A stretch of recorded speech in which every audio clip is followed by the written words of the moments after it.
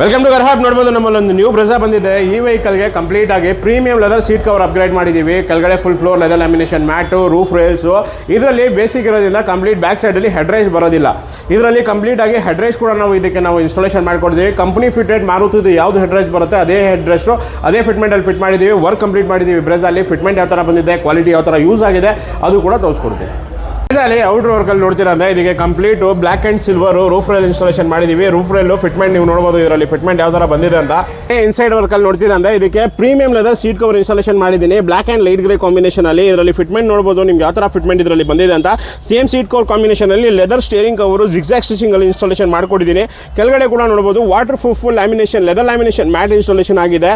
ಇದರಲ್ಲಿ base variant vehicle ಇರೋದ್ರಿಂದ back ಸೈಡಲ್ಲಿ ಹೆಡ್ ರೈಸ್ಗಳು ಬರಲ್ಲ. ಇದರಲ್ಲಿ ಇದಕ್ಕೆ ಕಂಪ್ಲೀಟ್ ಮಾರುತಿ ಜಿನ್ಯೂನ್ ಪಾರ್ಟ್ಸಲ್ಲಿ ಹೆಡ್ ರೈಸ್ ಕೂಡ ನಾನು ಇನ್ಸ್ಟಾಲೇಷನ್ ಮಾಡಿದ್ದೀನಿ. ಅದು ಫಿಟ್ಮೆಂಟ್ ಕೂಡ ನೀವು ನೋಡ್ಬೋದು ಇದರಲ್ಲಿ ಯಾವ ಥರ ಬಂದಿದೆ ಅಂತ. ಇದರಲ್ಲಿ ನೋಡ್ಬೋದು ಕಂಪ್ಲೀಟ್ ಎರಡು ರಿಮೂವಬಲ್ ಹೆಡ್ ರೈಸ್ ಕೂಡ ನಾವು ಇದರಲ್ಲಿ ಇನ್ಸ್ಟಾಲೇಷನ್ ಮಾಡಿದ್ದೀವಿ. ಹೆಡ್ ರೈಸ್ ಫಿಟ್ಮೆಂಟ್ ಎಲ್ಲ ನೀವು ನೋಡ್ಬೋದು. ಶೋರೂಮಲ್ಲಿ ಯಾವ ಥರ ಫಿಟ್ಮೆಂಟ್ ಬರುತ್ತೆ ಅದೇ ಥರ ಫಿಟ್ಮೆಂಟಲ್ಲಿ ಇನ್ಸ್ಟಾಲೇಷನ್ ಮಾಡಿದ್ದೀವಿ.